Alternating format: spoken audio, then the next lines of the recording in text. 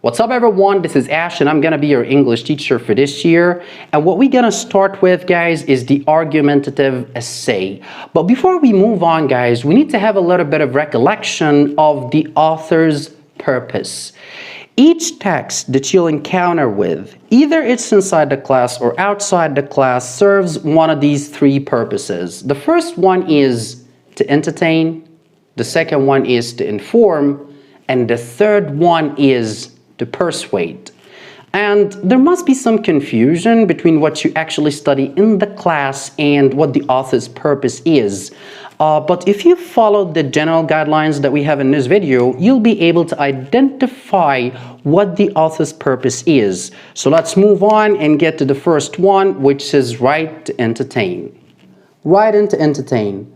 The main purpose of the author here is to amuse the reader. This does not necessarily mean that the text itself is going to be humorous. It can be sad, like tragedy.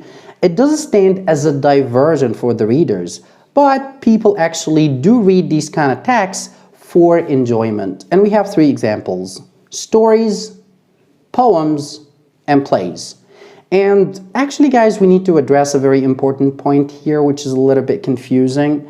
While as the two are reading a text, and this text is a story, poem, or play, you maybe find a message in the text, and you actually can recognize this message as an informative message or persuasive message. That does not mean at all that the author's purpose here is to inform or to persuade, so be careful about this one. The second one, right and to persuade. The main purpose of the author here is to convince the readers to change their minds, to get them to do something, or to reaffirm their existing beliefs. And we have three examples of this one. We have persuasive essays, persuasive speeches, and persuasive letters. And we're going to address the same confusing point that we did in the last two purposes. Which is, if we can say, for example, guys, that you are watching an advertisement and you feel this advertisement is highly informative and really entertaining, that does not necessarily mean that the main purpose here is to inform you about something that you didn't know or to entertain you. So the main purpose here, and we all know that the main purpose of the advertisement is to get you to purchase some kind of product. So it got nothing to do with the information, or it got nothing to do with the entertainment.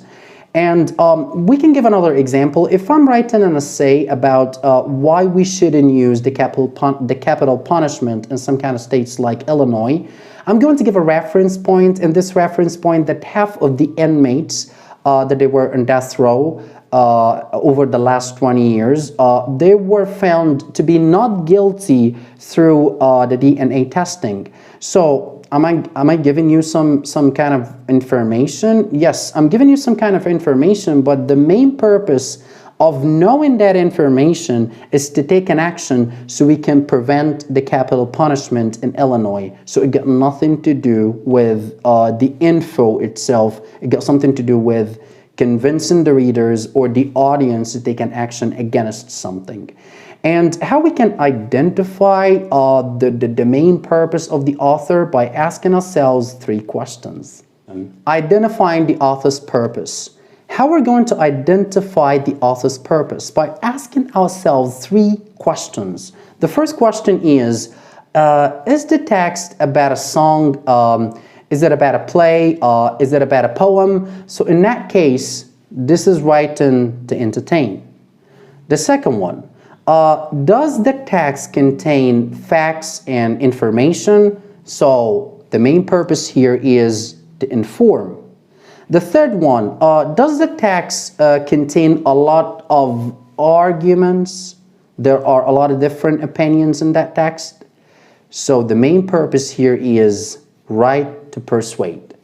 So guys, we're going to go through the details of the terms and how exactly that we are going to write an essay, or we can say argumentative essay.